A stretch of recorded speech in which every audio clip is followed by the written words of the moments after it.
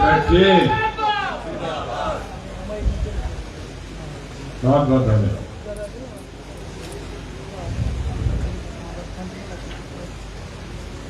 इस civil society के function में अलग अलग एरियाज, अलग अलग सोच से संबंध रखने वाले मेरे भाइयों बहनों और डाइस पे इस सिविल सोसाइटी की जो ग्रीन है,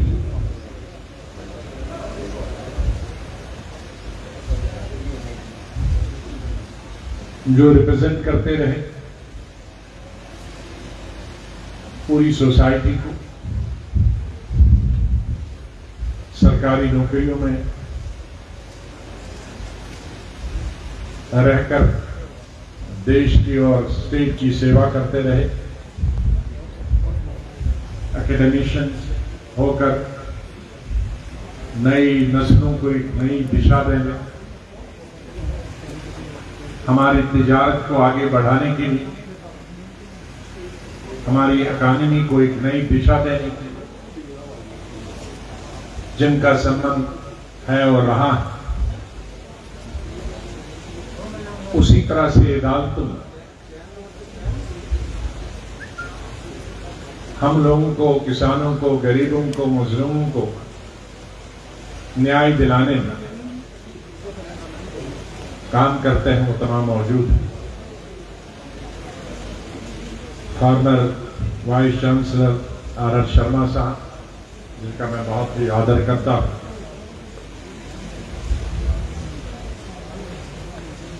जनाब प्रोफेसर आर.डी. शर्मा साहब, फॉर्मर वाइस चांसलर, एस.पी. वैद साहब, जिन्होंने नीचे से शुरू होकर आईपीएस के बाद डीजी बनने तक इस स्टेट की सेवा की, पुलिस में रहने के लिए रहकर, और ये हमारी स्टेट दूसरी स्टेटों से भिन्न है, अलग है। यहां के पुलिस ऑफिसर और डीजी हर इंसान की नब्ज पे हाथ रखना हो और न्याय देना हो, बहुत खुश उसलूबी से उन्होंने किया। हमारे principal college, former medical college के गोस्वामी साहब और हाई कोर्ट के बहुत ही सीनियर वकील वेदराज वजीर साहब, DS सैनी साहब, सुरेंद्र कौर जी, हमारे यहाँ मौजूद Arun Gupta ji, president chambers of commerce, और उनके साथ जहाँ फॉर्मर एडवोकेट जनरल गोनी साहब, और हम सबको आज मैं दिल्ली से सिर्फ इस फंक्शन के लिए आया, और उन्होंने कहा कि एक दिन पहले आए क्योंकि मैं एक दफा कैंसिल कर चुका हूं, तो इसलिए मैं रात को ही आया, और जिसके लिए आज आप जमा हुए वो सेरेमनी कल है राष्ट्रपति भवन में, इसलिए मुझे आज ही जाना है वापस तुरंत। तो इस प्रोग्राम को करने के लिए हमारे साथी और बार काउंसिल के प्रेसिडेंट महेंद्र भरद्वाज साहब, मेरे भाइयों बहनों साथ, पब्लिक मीटिंगें हम हजारों लाखों, मेरी आंकड़े के हिसाब से पिछले 47 साल में मैं कोई 1.5 लाख से ज्यादा पब्लिक मीटिंग करता, और इसमें 99% विदेश को छोड़कर एक्सपोर्ट की। तो इसलिए इस समंदर को खोजे बंद करना बहुत मुश्किल है। गर्मी है, लंच का टाइम, दूर दूर से आए, लेकिन आज मैं वो पॉलिटिकल भाषण नहीं करूं, मैं इंसानी भाषण करूं। पॉलिटिकल इसलिए है कि पॉलिटिक्स हिंदुस्तान की इतनी खराब हो गई है, कभी कभी संदेह लगता है हम आदमी हैं, इंसान। क्योंकि आज का इंसान 40 साल 50 साल जब हम स्कूल में, बहुत सारे लोग यहां मेरे को जानते हैं, मैं यूथ कांग्रेस में था, मंत्री बन गया इंदिरा गांधी के साथ, राजीव गांधी के साथ, हर कांग्रेसी प्राइम मिनिस्टर के साथ, जनरल सेक्रेटरी, आज चीफ मिनिस्टर। लेकिन बहुत कम लोग जानते हैं कि मेरी शुरुआत कांग्रेस से नहीं हुई। मेरी शुरुआत एक ऐसे इंसान से हुई जो मेरे अंदर घुस गया। उसका नाम है father of the nation, Mahatma Gandhi. और मैं जब इस राजनीति के दौर में आया तो मैं इंसान के दौर में आया, क्योंकि मेरा आज भी सोचना है और मानना है, गांधी सबसे बड़ा हिंदू, लेकिन गांधी ही सबसे बड़ा सेकुलरिस्ट। उसका ये मतलब है कि ये सोचना कोई हिंदू पूजा पाठ करता है तो वो सेकुलर नहीं हो सकता, नहीं। उसकी मिसाल गांधी, और उनकी मौत भी पूजा पाठ करते ही, लेकिन उसकी सेकुलरिज्म की मिसाल भी आज तक कहीं दुनिया में। इसलिए सेकुलरिज्म को धर्म के पैमाने में नहीं माप सकते। मेरा मानना है कि जो असली धर्म मानने वाला है वही शायद सबसे सेकुलर हो सकता। जो नीम हकीम होते हैं किसी भी धर्म का, वही खतरनाक होता, उसमें पेशेंट मर जाता। 69 में मैं एसपी कॉलेज में पढ़ता था। मैं 6 महीने, मेरे ताया जी, जी जानते हो शायद, बहुत सारे सीनियर प्रोफेसर, गुलाम रसूल आजाद, जिनकी वजह से मेरा आजाद में उन्हीं के साथ रहता था, ताया जी के साथ ही पढ़ता था जहां जहां उनकी ट्रांसफर होती। तो वो डायरेक्टर एजुकेशन, उन दिनों आज की तरह 20 डायरेक्टर नहीं होते थे, एक ही डायरेक्टर होता था। टेक्निकल एजुकेशन का भी वही, को एजुकेशन का भी वही, हायर लोअर एजुकेशन का भी वही, और पावर सब अपॉइंटमेंट के भी होते थे। ये कमीशन आज की तरह बीमारियां नहीं, जितनी बीमारियां बनी उतना लाइलाज। तो दरबार गांव होता था, तो सर्दियों में यहां पढ़ता था मैं साइंस कॉलेज जम्मू में, और गर्मियों में एसपी कॉलेज। दोनों कॉलेज महाराजा फैमिली, और दोनों स्टेट में सबसे बड़े। गांधी जी की 100वीं सालगिरह मनाई जा रही थी 1969, और जो गांधी स्मारक निधि, अब तो बेचारी वो भी कांग्रेस पार्टी की तरह सुधर गई। तब उस वक्त 25-30 साल ही हुए थे आजादी को। गांधी स्मारक निधि दिल्ली में, जो गांधी जी की समाधि के साथ बहुत बड़ा ऑफिस था, बड़े बड़े गांधीयन फ्रीडम था। वो नॉर्थ इंडिया का फंक्शन उन्होंने 15 दिन का कश्मीर में रखा।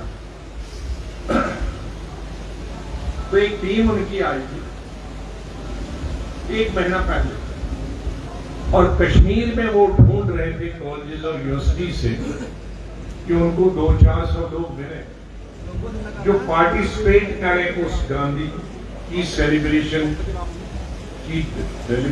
और सेलिब्रेशन, और उनको एजुकेट भी करें गांधी जी पर। उसमें कोई पॉलिटिक्स नहीं थी किसी पार्टी की, वो सिर्फ वही गांधी स्मारक में। दुर्भाग्य से 2-4 महीने के बाद उनको 2 ही आदमी मिले एसपी कॉलेज में, मैं और मेरा एक दोस्त बिशारत अहमद, जो बाद में डायरेक्टर दूरदर्शन मेरे लाए। तो 15 दिन में हम रहे। तो वो 15 दिन जब हम आए थे पहले, उसमें तो हम जीन्स में और टी-शर्ट में आए। 15 दिन के बाद हम कुर्ते और खादी और कुर्ते और पजामे में कॉलेज गए तो सीटियां बजने लगी, क्योंकि आज के जो हम खादी के सब मेरे साथी यहां या मैं, हम टेलर मेड बनाते हैं। तब टेलर मेड नहीं, झोला होता था ऐसे ऊपर से नीचे, उसमें 5 आदमी आ जाते कमीज में और 4 आदमी पजामे में। तो उसको लेकर जब हम एसपी कॉलेज में गए तो सीटियां बजी और दूसरे तीसरे दिन हमको फिर उतारने पड़े। तो जो 15 दिन में सीखा हमने, उसके बारे में मैं कहना चाहता हूं। वो हम पॉलिटिक्स के बारे में नहीं सीखा, और वही बुनियाद मेरी पॉलिटिक्स की रही बाद में यूनिवर्सिटी में जाकर। एक विचारधारा, एक आदमी को समझने का दृष्टिकोण जो होता है वो मेरा बदल गया कि हम सब इंसान हैं। ये हिंदू मुसलमान हमने बाद में बनाया, ऊपर वाले ने हमको इंसान भेजा और नंगा भेजा। ये ऊपर नहीं उसमें कहा कि सर्कमसाइजेशन कौन करेगा कौन नहीं करेगा, किसका नाम क्या होगा, धर्म क्या होगा, उसने डिजिग्नेट नहीं किया बनाने वाले। अगर बनाने वाला इतना कमजोर होता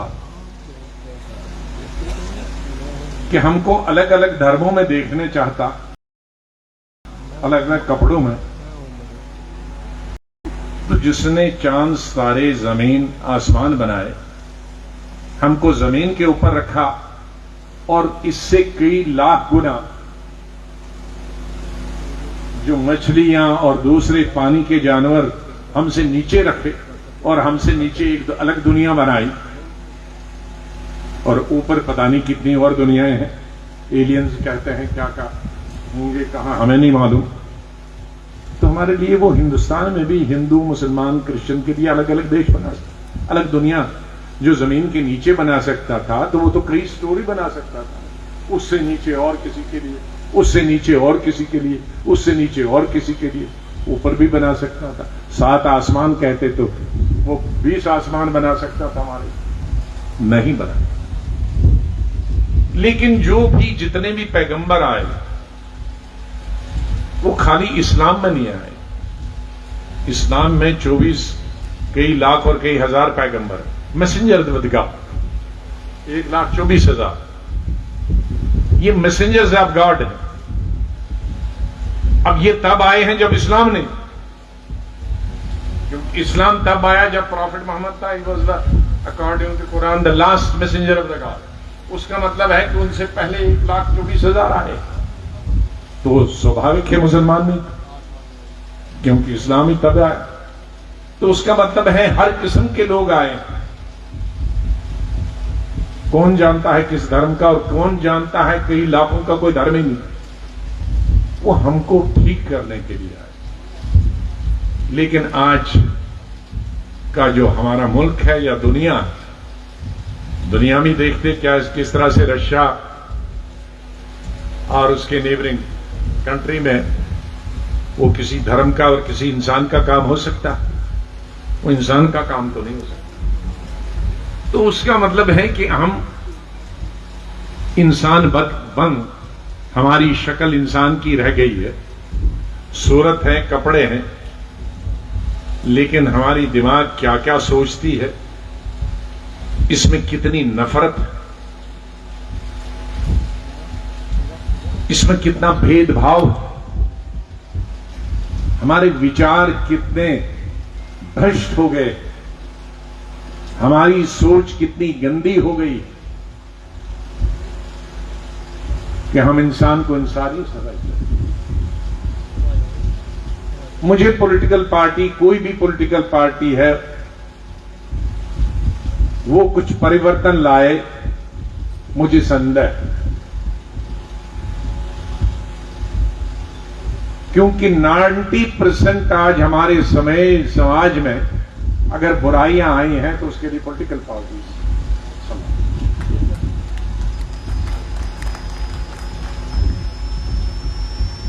हमने इलाके के नाम पे बांट लिया लोगों को, फिर रीजन के नाम पे बांट दिया, गांव और शहर के नाम पे बांट दिया। हमने हिंदू और मुसलमान के नाम पे बांट दिया, फिर शिया और सुन्नी के नाम पे बांट दिया, फिर हिंदूज में पहले दलित और नॉन दलित के बाद में अब माइक्रो हो रहा है, ब्राह्मण, राजपूत, फिर बैकवर्ड में और 40 बैकवर्ड, फिर दलित में और 40 दलित। मेरी समझ में नहीं रहा, आज हम सिर्फ कास्ट, तो इंसान कौन रह गया इसमें? अगर हम सब दलित और अपर कास्ट, बैकवर्ड कास्ट, मुसलमान, क्रिश्चियन, सिख में भी जाट सिख अलग हो गया, दूसरा सिख अलग हो गया, इंसान इसमें खो गया। तो मैं सोचता हूं कि जम्मू एक ऐसी जगह है आज हिंदुस्तान में, कोई दूसरी जगह नहीं।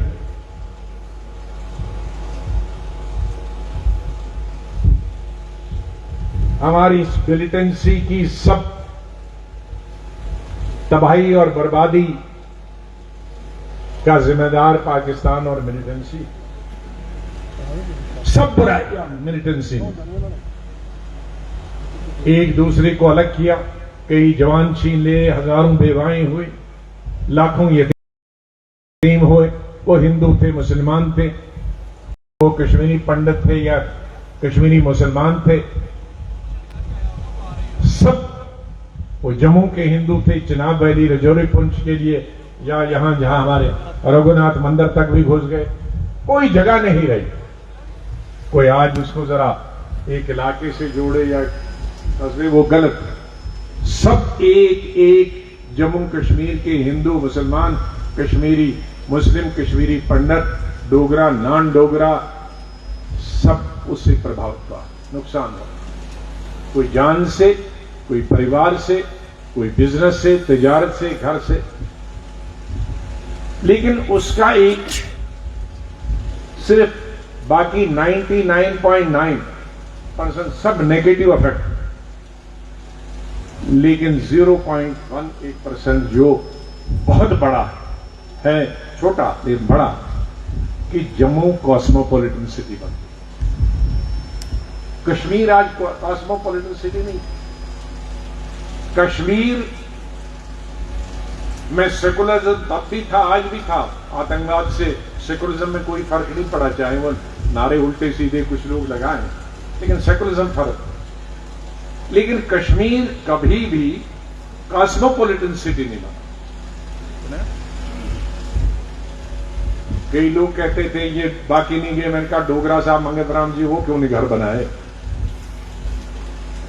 नहीं बन पाए।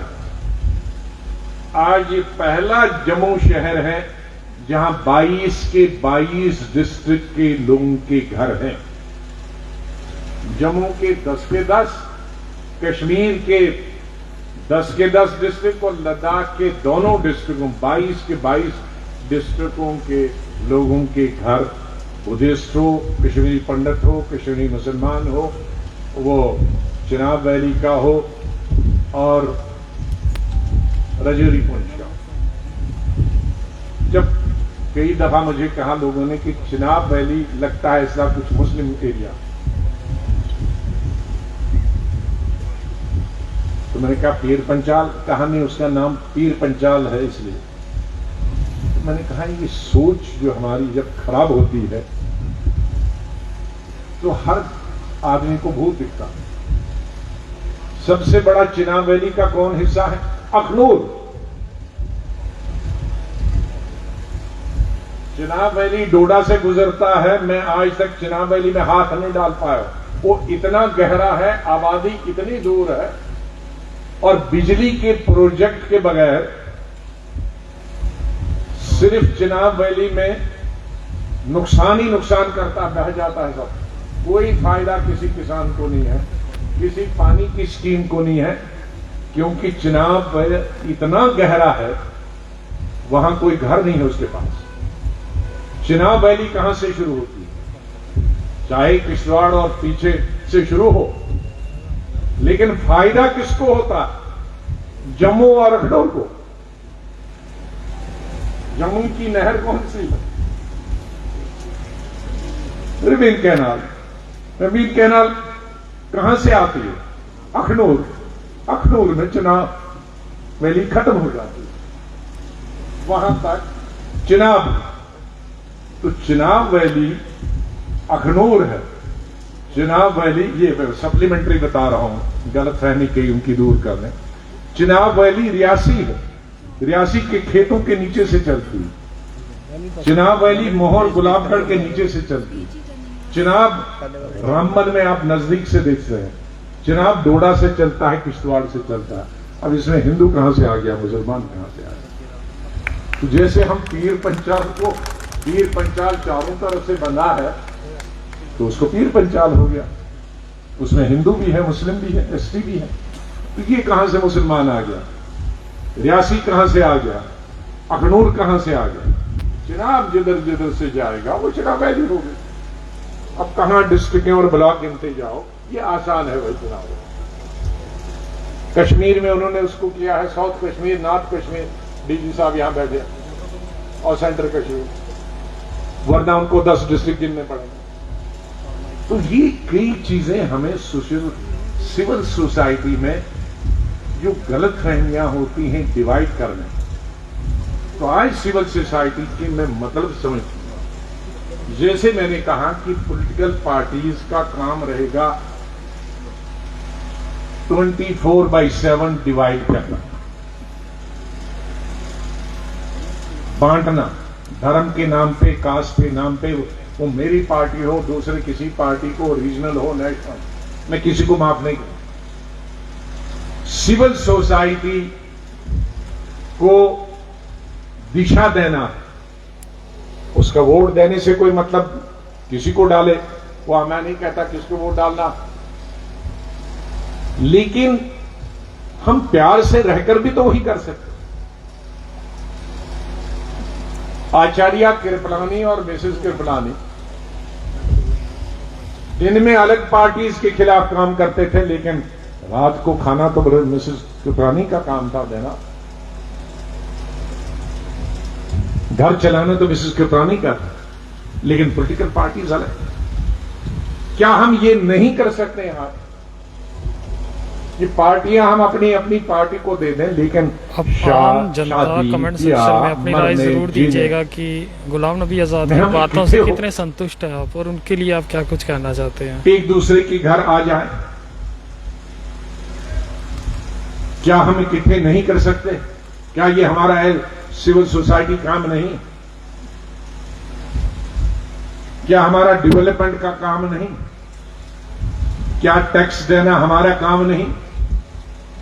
क्या इंडस्ट्री नहीं है तो हम उसको सबको उठ के आवाज देने का काम नहीं? अन्याय हो जाए, वो किसी भी धर्म का और जाति का हो, क्या ये हमारा काम नहीं है कि धर्म जाति अपनी जाए, लेकिन अन्याय नहीं होने दें? गुलाम नबी एक ऐसी घटना हुई थी कुछ साल पहले। सब पे आपका क्या कहना है? कमेंट सेक्शन में अपनी राय एक गुजर लड़की का रेप हुआ, देखते रहे जेके चैनल। मुझे मोहिंदर जीत सिंह को दीजिए इजाजत। नमस्कार।